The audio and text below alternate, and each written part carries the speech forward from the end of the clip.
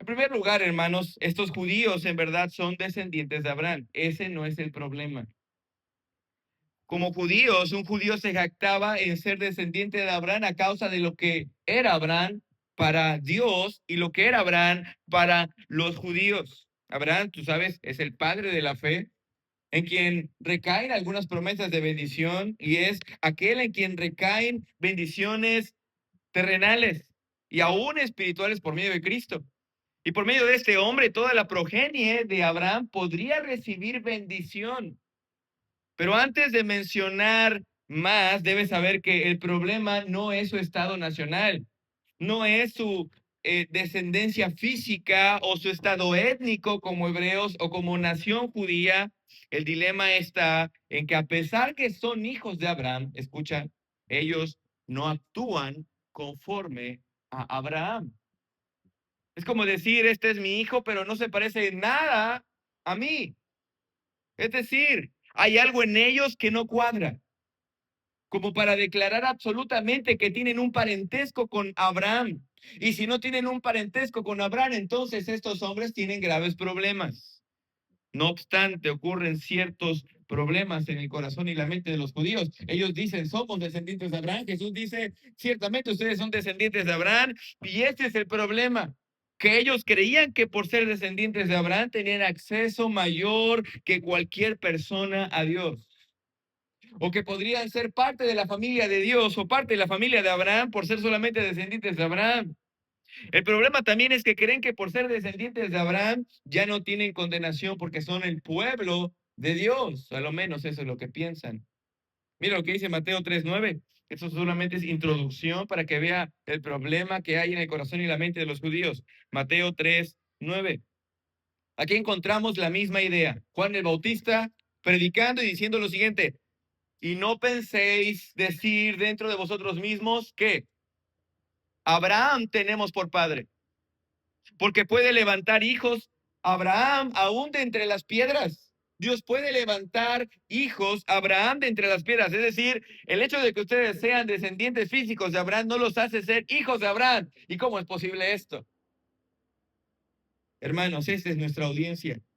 Gente que dice haber creído, ¿recuerdas versículos anteriores? Algunos creyeron, y fariseos hostiles que creían tener una relación personal con Dios por ser descendientes de Abraham. Esa es la audiencia. Pero ninguno de ellos puede comprobar que son de Abraham porque lo que dicen y hacen no compaginan con lo que es Abraham. Dice el texto, nuevamente léalo, versículo 37. Sé que sois descendientes de Abraham, pero mira la paradoja, mira la discrepancia, la disyuntiva. Procuráis matarme. Ese es el problema general. Ese es el problema principal del cual toda nuestra exposición se expone. Es decir, Abraham nunca hubiera hecho esto. Abraham nunca me hubiera matado y ese es el meollo del asunto. Ese es el problema, de que ellos, si son hijos de Abraham, entonces, ¿por qué no practican lo que Abraham practica?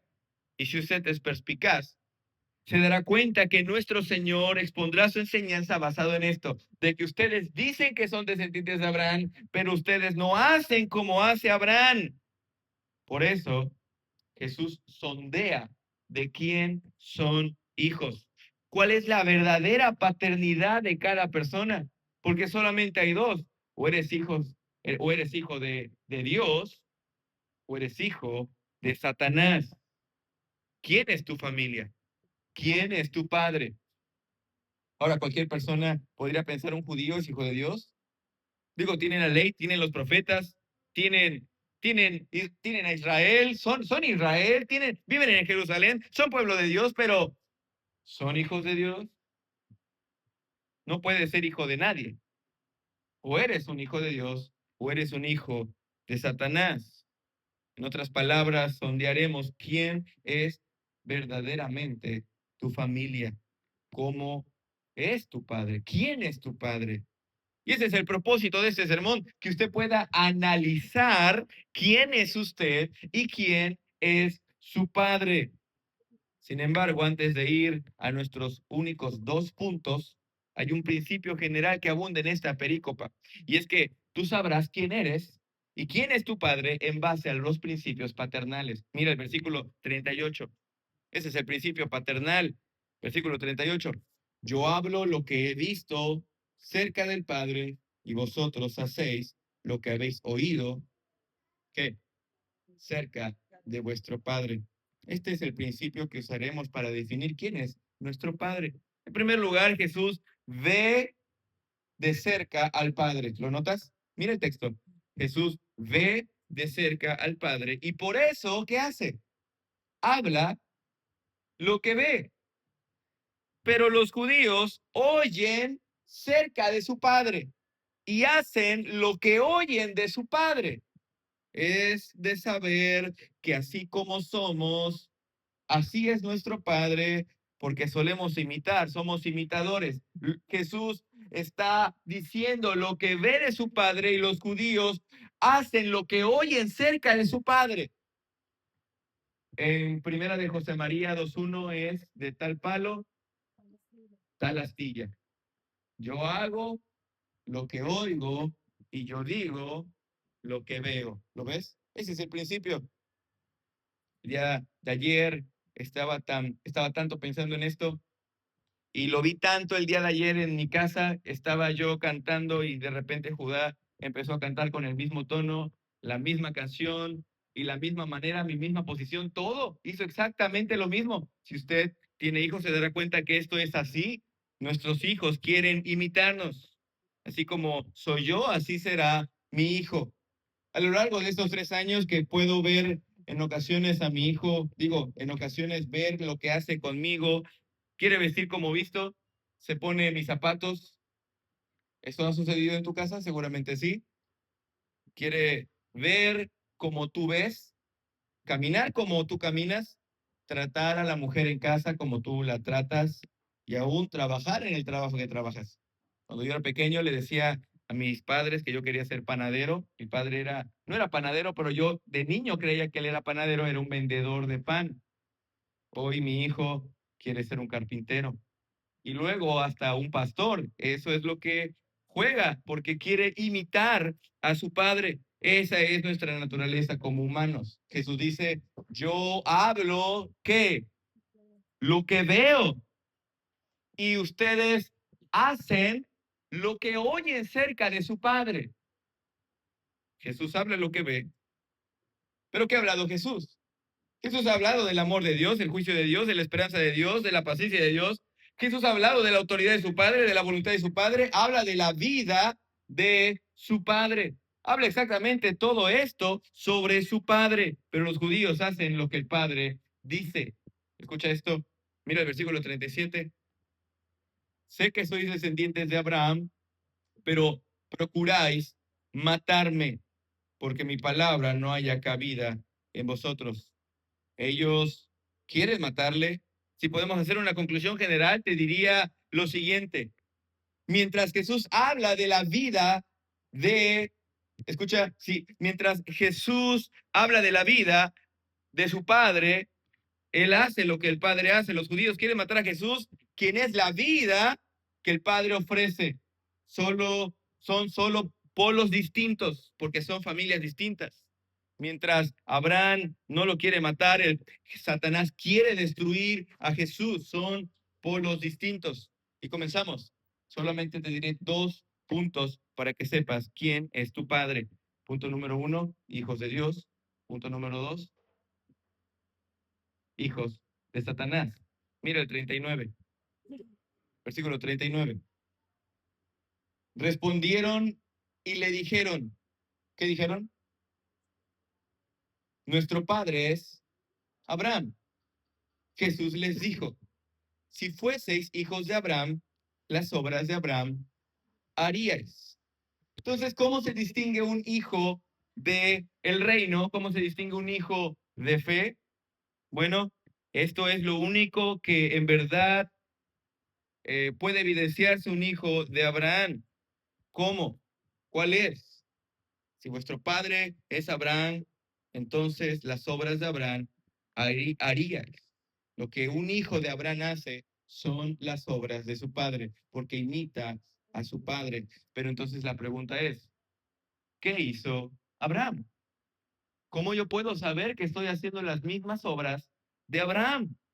Bueno, la respuesta no viene sino en la misma palabra. La respuesta la da de forma inmediata y en el primer lugar puedes saber lo que hizo Abraham por medio de lo que no hizo. Mira el versículo 40. Pero ahora procuráis matarme a mí. ¿Qué es lo que no hizo Abraham? Matar a Jesús. Dice el texto, pero ahora procuráis matarme a mí. Hombre, que os he hablado la verdad, la cual he oído de Dios. Y luego añade, no hizo esto Abraham. ¿Qué cosa? Matarle. La obra de Abraham fue no matarle. Ellos procuraban matarle, pero Jesús argumenta que Abraham no hizo esto, matarlo. Entonces, ¿qué fue lo que hizo? ¿Cuál es el antónimo de matar? Amar. Amar. Lo que hizo fue amar al Mesías, porque si no matas a un hombre, entonces lo amas. Pero espera un momento. Pastor, creo que está haciendo una historia transcultural. ¿Cómo es que Abraham no mató a Jesús y Jesús no es contemporáneo de Abraham? ¿Cómo es posible que Abraham tuvo la oportunidad de hacer algo en contra de Jesús y Abraham es años antes de Jesús? ¿Cómo es esto posible? Bueno, esta cuestión se responde en los versos posteriores. Mira el versículo 56. Por cierto, no dije, pero este es un sermón lleno de teología bíblica. Lo podrá comprender si piensa en toda la escritura. Versículo 56. Abraham, vuestro padre, se gozó de que había de ver mi día y lo vio. ¿Cómo? En primer lugar, Abraham vio el día en el que el Mesías llegaría, pero luego añade, lo vio y se gozó. Bueno, lo vio por la fe. Estuvo con Cristo por fe. Su fe era tan auténtica, tan genuina que él sabía que vendría. Lo vio venir y se gozó al ver su venida, su primera venida como Mesías. Es como nosotros. Escucha esto. Sabemos que Cristo viene, ¿verdad? Sabemos, nos gozamos en esa esperanza, pero quiero preguntarte, ¿quién ya vio esto? Yo ya lo vi. Lo veo por fe. Sé, yo ya lo vi venir y me gozo en esa venida. No ha venido. Y de la misma manera que Abraham, como dice el texto, nuestro padre Abraham se gozó de que había futuro, de que había de ver mi día. Pero tiempo presente lo vio. ¿Cómo lo vio? Lo vio por fe. Lo vio en el transcurso del tiempo, vio que venía y se gozó. De la misma manera nosotros sabemos que Cristo viene y lo vemos. Lo vemos, es tan palpable, tan real que lo vimos por fe. Abraham se gozó en ver este día, el día en el que Jesús vino, supo desde entonces que él vendría y vino, lo vio venir. Ahora, cuando lo vio tácitamente vio quién era Jesús, vio la obra que haría, vio su procedencia, su divinidad, vio su poder y viendo esto, se gozó, se gozó. Abraham, escucha, Abraham no sintió una repulsión hacia la persona de Jesús. Abraham no quiso maldecir el día en el que Jesús llegaría, ni siquiera pensó en arremeter contra él e inventar cuestiones para matarlo. En lugar de eso, Abraham se gozó. Esa fue la obra de Abraham. Gozarse en el Mesías venidero, gozarse en aquel que por su vida las familias serían benditas. ¿Esta es la obra de Abraham? Sí. ¿Usted creía que la obra de Abraham era salir de Ur de los Caldeos? ¿Usted cree que la obra de Abraham era sacrificar a su hijo? Bueno, podría ser también, pero el contexto nos muestra que la obra de Abraham era gozarse en la persona de Cristo, no matarlo, sino que por fe mirarlo y gozarse en el día de su advenimiento. Qué increíble. Y si tú te gozas igual que Abraham y haces la misma obra de Abraham, se evidencia que eres un hijo de Abraham. Esta es la obra de Abraham, un descendiente de Abraham genuino, porque haces lo mismo que hizo Abraham, que gozarse en Cristo. Esa es la obra de Abraham. Te conviertes en un hombre que recibe las promesas de salvación, la bendición de Dios a causa de obrar de la misma manera que Abraham.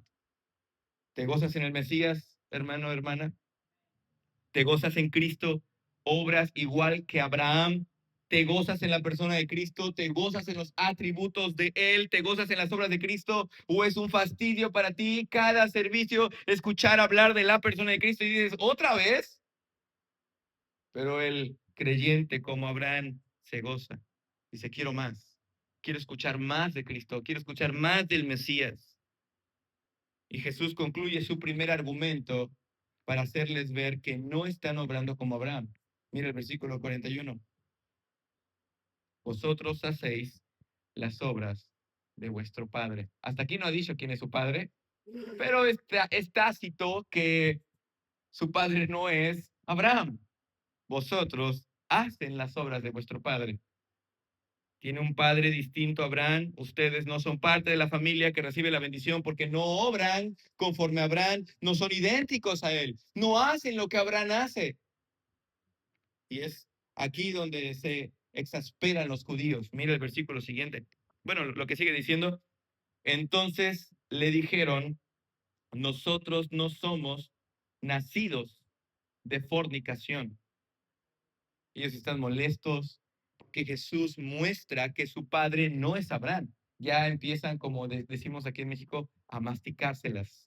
Ya empiezan a como que a exasperarse. ¿Y qué hace una persona exasperada que ha recibido un juicio y que ha sido juzgada? Lo que hace una persona que ha sido juzgada es condenar a aquel a quien está juzgando. Y les dicen los judíos a Jesús, bueno, tú dices que no, nuestro padre no es Abraham. Escucha esto, nosotros no somos hijos de fornicación. Esto es para arremeter con argumentos falsos diciendo que Jesús tampoco es hijo de Dios, sino todo lo contrario, es hijo de fornicación.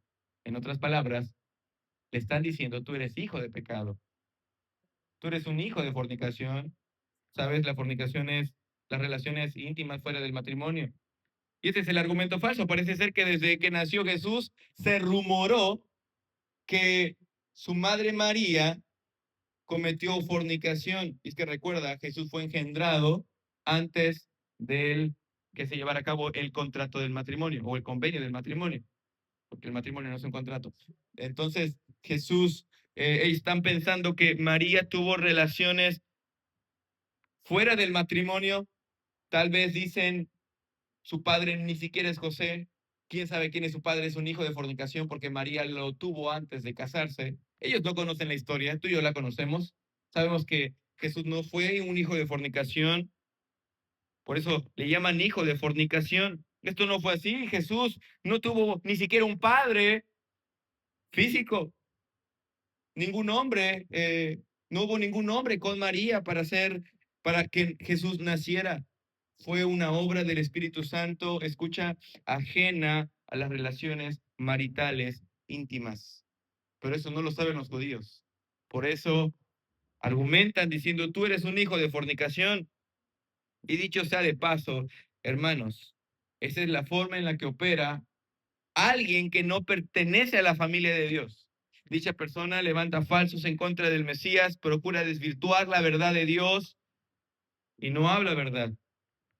Y en su travesía de desvirtuar a Jesús, lo que hacen ellos es poner un título que tampoco les corresponde. Miren lo que sigue diciendo el versículo. Un padre tenemos que es Dios. Ahora, piensa esto. Acabaron de decir que ellos no son hijos de fornicación, pero luego añaden y dicen, un padre tenemos. ¿Qué están diciendo? Tú tienes muchos padres porque tu madre fue una fornicaria. Nosotros tenemos uno solo. ¿Lo ves? Están dañando y transgiversando la persona de Cristo. Y a la misma vez ellos se colocan en un estado supereminente diciendo, tenemos un Padre que es Dios y aquí hay algunas implicaciones, porque ya no refutan ser hijos de Abraham. ¿Recuerdas? En el principio el punto era que eran hijos de Abraham, pero ahora se sublevan y dicen, somos hijos de Dios, somos hijos del Padre. Un Padre tenemos que es Dios, y esa es la primera implicación. Ya no refutan ser hijos de Abraham, sino que ahora dicen ser hijos de Dios. Y la segunda implicación es que el verdadero hijo de Dios lo tratan como un hijo de fornicación. ¡Qué ironía! Así que nuevamente Jesús sondea si son realmente hijos de Dios con una marca distintiva de un hijo de Dios. Y la primera, ¿cuál es? Un hijo de Dios obra como obra un hijo de fe, Abraham. ¿Y cómo obra un hijo de fe? Gozándose en Cristo. Y la segunda viene en los siguientes versículos. Pero nota el paralelismo y la congruencia que hay entre un hijo de Abraham y un hijo de Dios. El hijo de Abraham se goza en Jesús, y la segunda verdad es que el hijo de Dios ama al hijo. El hijo de Dios ama al hijo. Versículo 42. Jesús entonces le dijo, léalo, si vuestro padre fuese Dios, ciertamente me amaríais. Hasta aquí. ¿Ves el paralelismo? ¿Ves la congruencia? El hijo de Abraham, ¿qué hace? Se goza en el hijo. Y el hijo de Dios, ¿qué hace? Ama al hijo de Dios. Así que, en pocas palabras, la familia de Dios se deleita en la persona de Cristo. Por eso, hermano, le cantas. Por eso se reúne el Hijo de Dios con aquellos que exaltan a Cristo. Por eso la familia de Dios camina con Cristo, imita a Cristo, hablan las palabras de Cristo. Sus familias están fundamentadas sobre Cristo. Leen las palabras de Cristo, oran su palabra y se deleitan en Cristo siempre. Este es el Hijo de Dios. Este es parte de la familia de Dios. Pero usted podrá decir, ¿y por qué tengo que amar al Hijo? Bueno, mira lo que sigue diciendo el texto. Porque yo de Dios he, ¿qué? Salido y he venido. No solo he venido de mí mismo, sino que el que me envió. En primer lugar, amas al Hijo por su procedencia. Su procedencia es el Padre, es decir, a menos que ames a Dios, entonces amarás todo lo que procede de Dios. Y si Jesús salió de Dios y tiene la misma esencia de Dios, entonces amarías a Jesús. Pero si no amas a aquel que salió de Dios, la pregunta es lógica. ¿Cuál es? ¿Cómo entonces amas a Dios? De modo que los judíos están mintiendo diciendo que aman a Dios, cuanto que ni siquiera aman a aquel que salió de Dios. Pastor, ¿puede ser más aplicativo? Claro. No es congruente que digas que amas a Dios y a la vez rechazas lo que el Hijo dice y lo que el Hijo es. Y por cierto, no puedes decir que amas al Hijo si no amas a aquellos que el Hijo ama, a la iglesia. No puedes amar a Dios y ser insujeto al Hijo. ¿Entendemos esto, hermanos? No puedes amar a Dios y ser inconsistente con lo que el Hijo te ha comisionado a hacer. No puedes amar a Dios y ser irreverente al Hijo. No puedes amar a Dios y no reunirte con aquellos que el Hijo ha salvado y que por ellos se preocupa. Quien ama al Hijo, ama al Padre. Es la verdad que le hemos leído en Juan 5:23. El que no honra al Hijo, no honra al Padre que le envió. Y en segundo lugar, la razón de este amor es a causa de que el Padre tiene un propósito en Jesús. No solamente debemos amar al Hijo porque el Hijo sale del Padre, sino que el Padre tiene un propósito en la vida del Hijo, en la vida de Jesús, y debemos amar ese propósito. Mira el versículo 42. Jesús entonces les dijo, si vuestro Padre fuese Dios, ciertamente me amaríais. Primera razón, porque yo de Dios he salido y he venido. Y segunda razón, porque no he venido de mí mismo, sino que Él me envió, me comisionó. ¿Cómo podrías odiar a aquel que fue enviado por Dios, el cual tiene un fin? ¿Cómo podrías odiar y ser indiferente a aquel que viene a hacer la obra de Dios? Es imposible. Si dices que amas a Dios, entonces amas a aquel que salió de Dios y amas a aquel que hace la obra de Dios. El distintivo de un hijo de Dios es que ama a Cristo, porque Cristo salió de Dios y tiene la misma esencia de Dios, el mismo atributo de Dios, y porque hace la obra de Dios. Versículo 43. ¿Por qué no entendéis mi lenguaje? ¿Por qué no podéis escuchar mis palabras.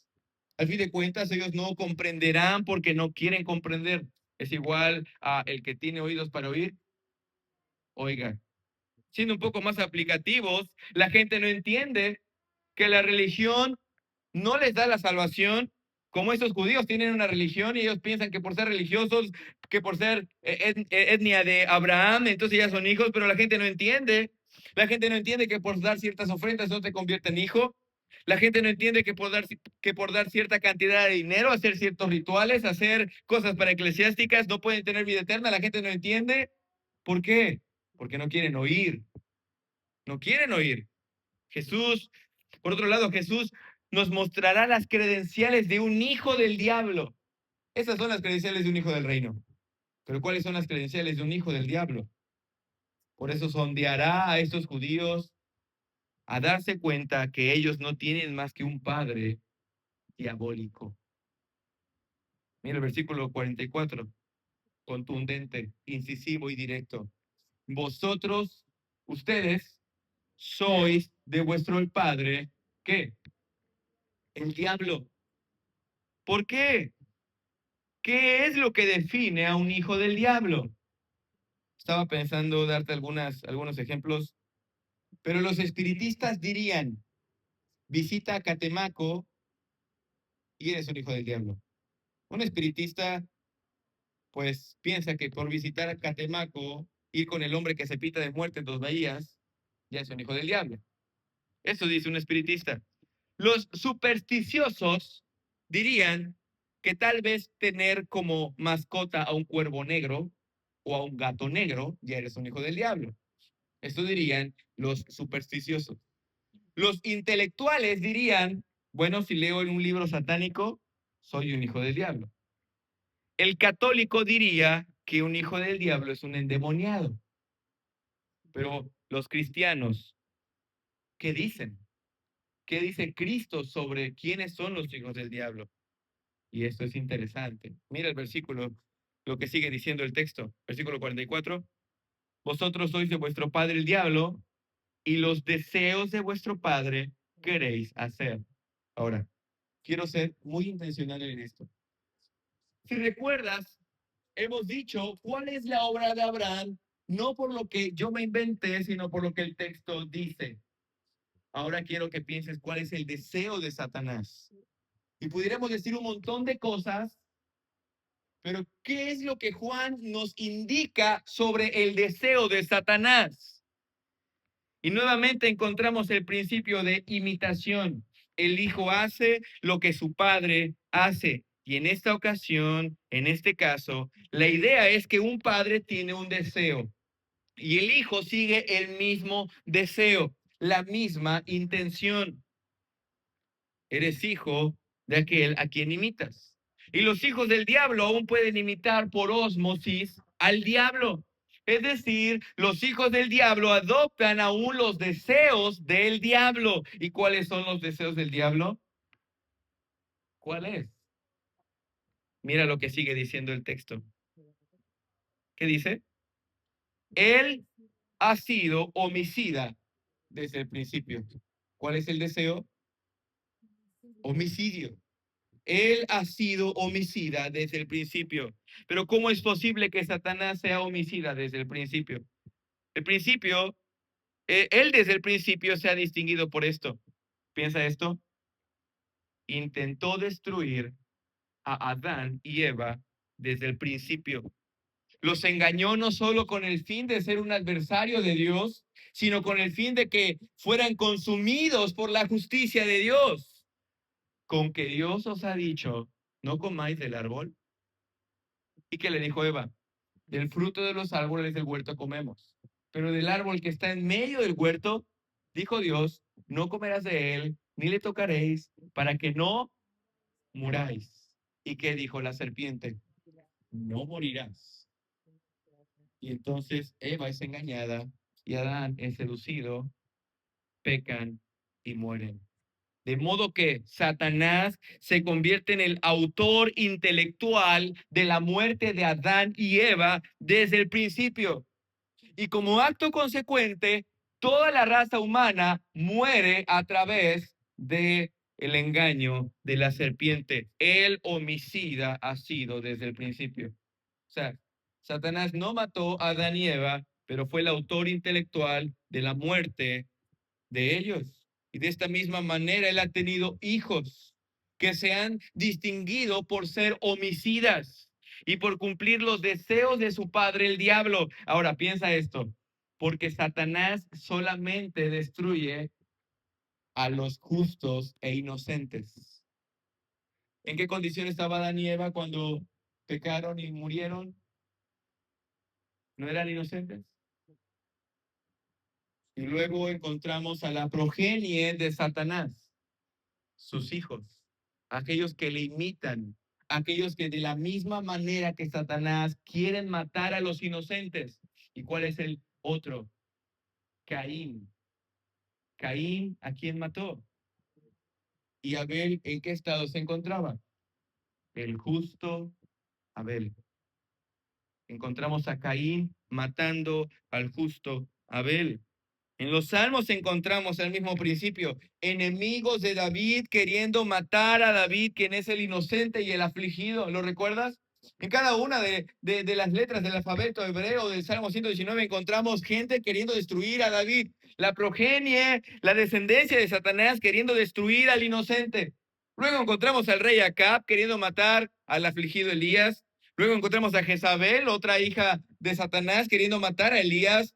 Y en el tiempo de Jesús se ve más constante la idea de matar al justo. Más constante. Encontramos a Herodes queriendo matar a un montón de niños inocentes y justos menores en Belén y a sus alrededores. Encontramos a Judas, quien es descrito como ¿qué? Como el hijo de perdición, queriendo matar a Jesús, entregándole, confabulándole para matarlo.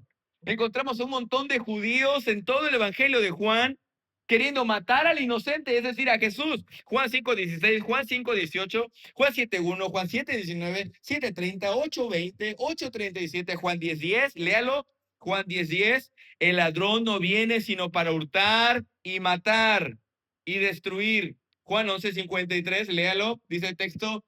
Así que desde aquel día acordaron matarle. Esta es la progenie de Satanás. Estos son los hijos de Satanás, quien quieren destruir al justo, al inocente.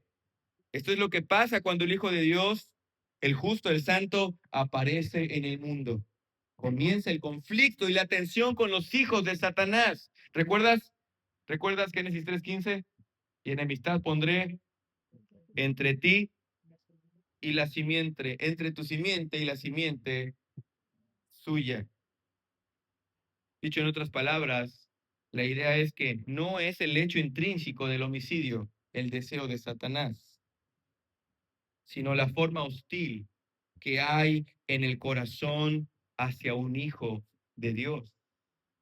La repulsión que hay de un hijo de Satanás hacia un hijo de Dios. Este es el meollo del asunto. En eso se identifica un hijo del diablo. Porque usted podrá decir, pastor, pero yo no soy ningún homicida. La gente podrá decir, yo no ando matando gente, entonces yo no soy un hijo de Satanás. Pero el punto no es ser un homicida intrínsecamente, sino tener un corazón tan entenebrecido que odias al justo y al inocente.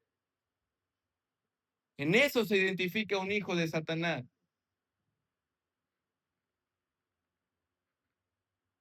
La gente podrá decir, yo no lo odio. Yo te preguntaría entonces, ¿amas a Cristo? ¿Lo amas con todo tu corazón? ¿Lo amas como Abraham? ¿Te gozas en el Hijo? ¿Lo amas hasta el grado de gozarte en Él?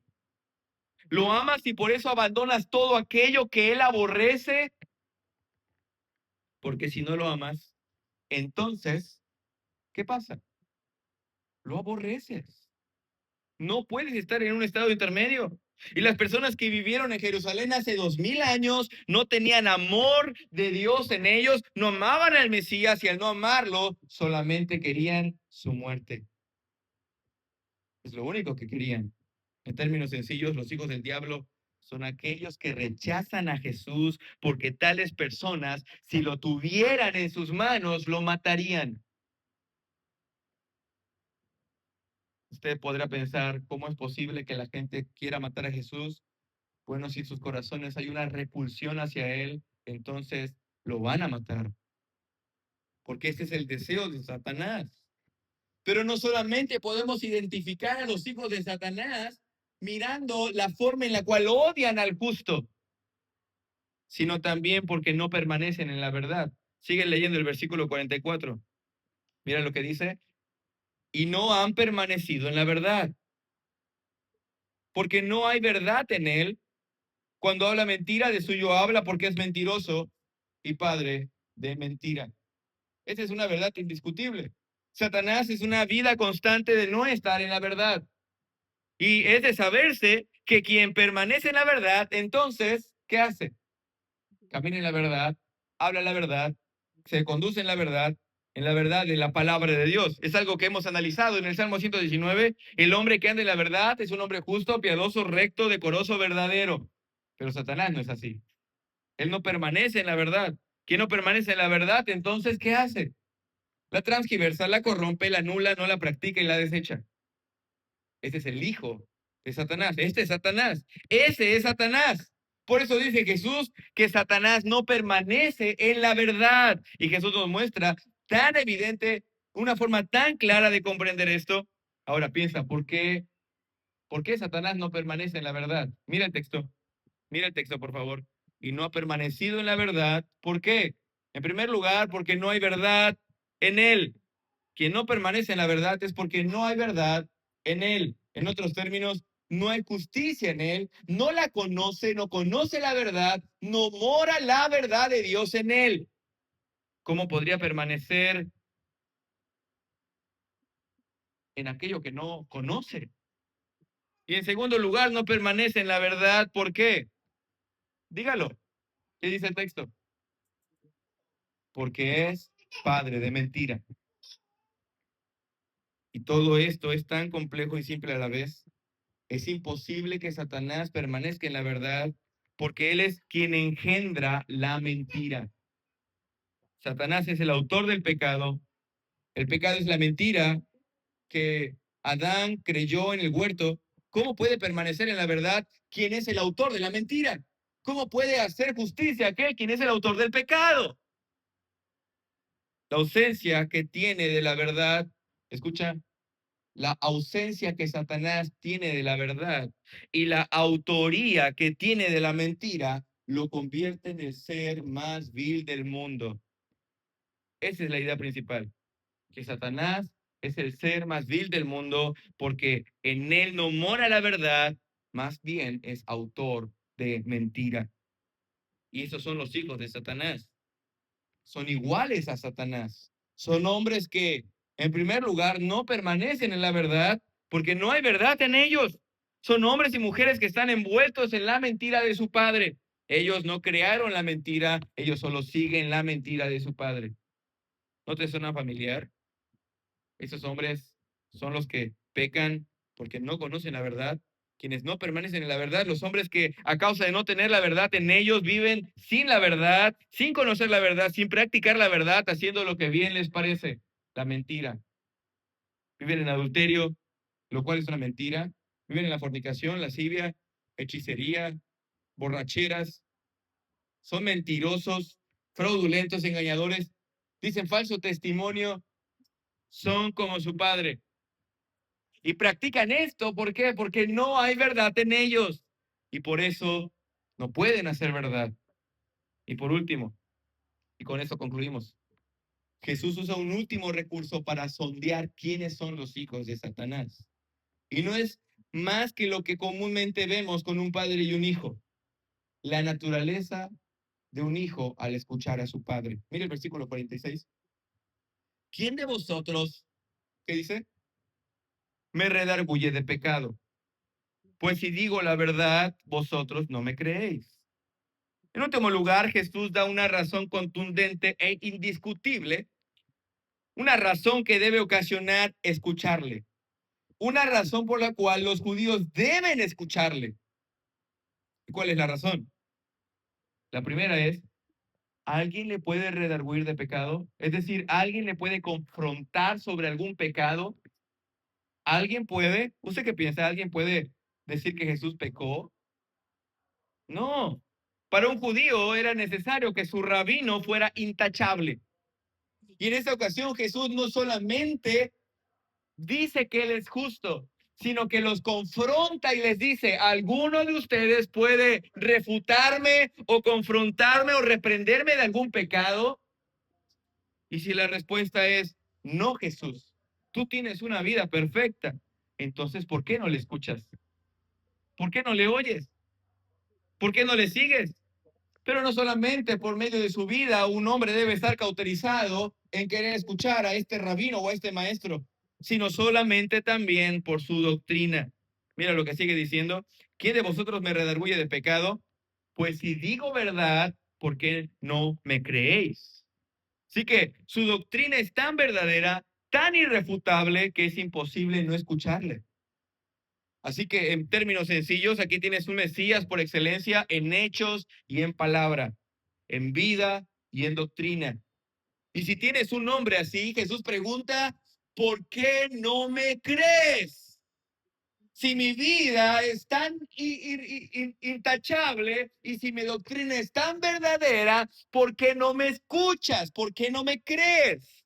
Bueno, y aquí viene el principio que dije anteriormente, donde el hijo oye a su padre.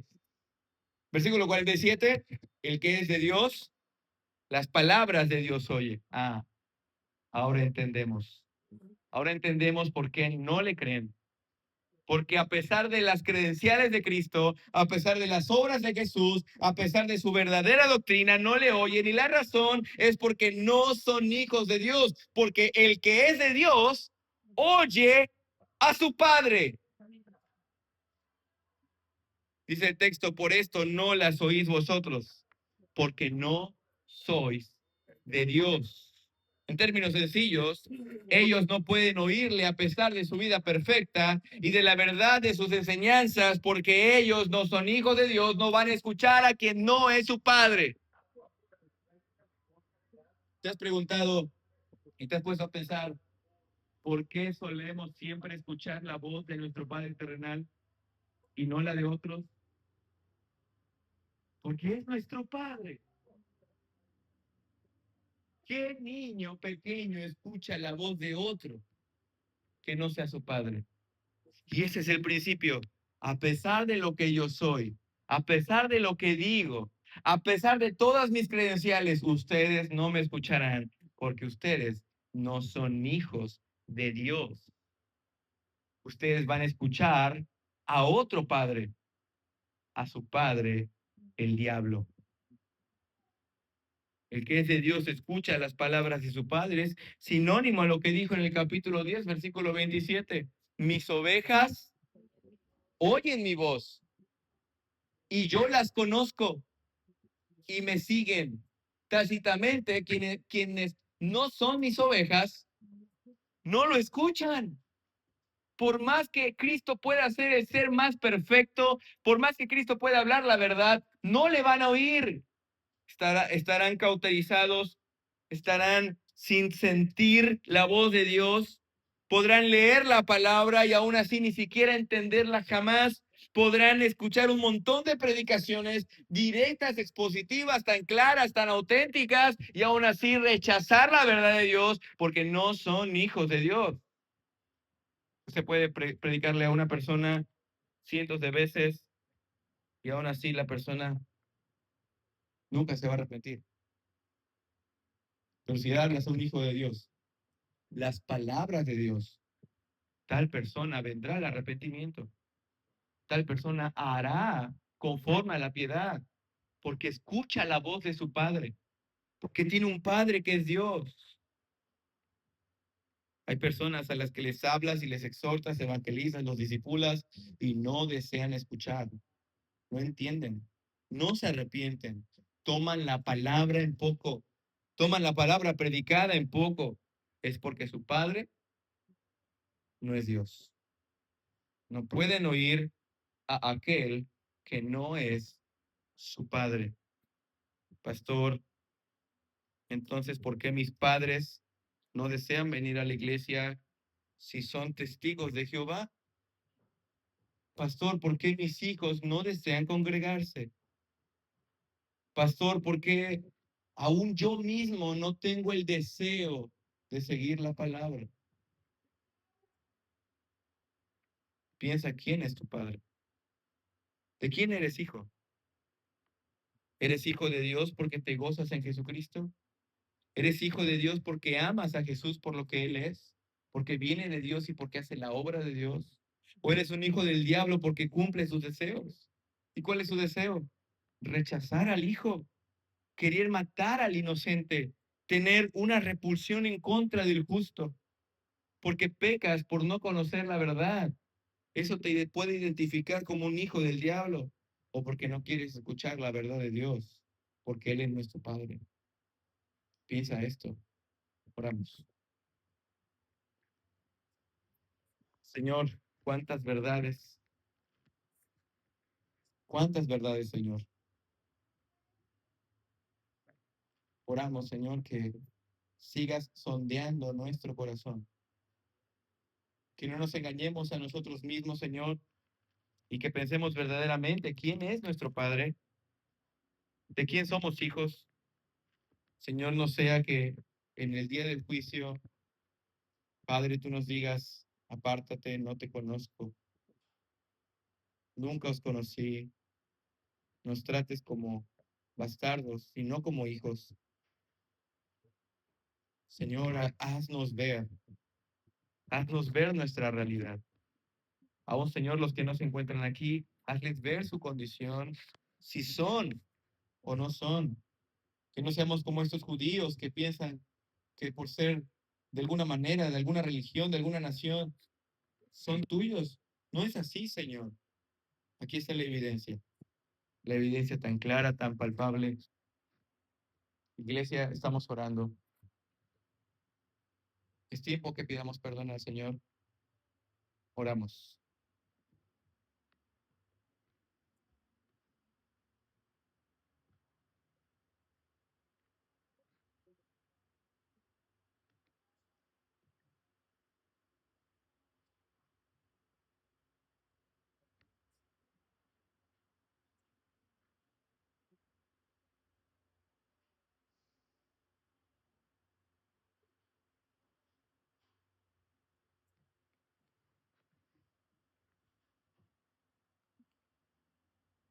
Límpianos, Señor, con tu sangre.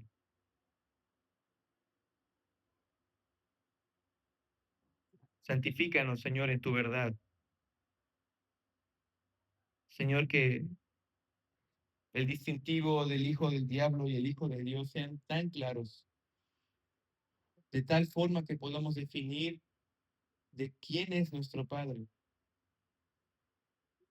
Señor, y no jactarnos diciendo que somos hijos de Dios cuando que aborrecemos a tu Hijo.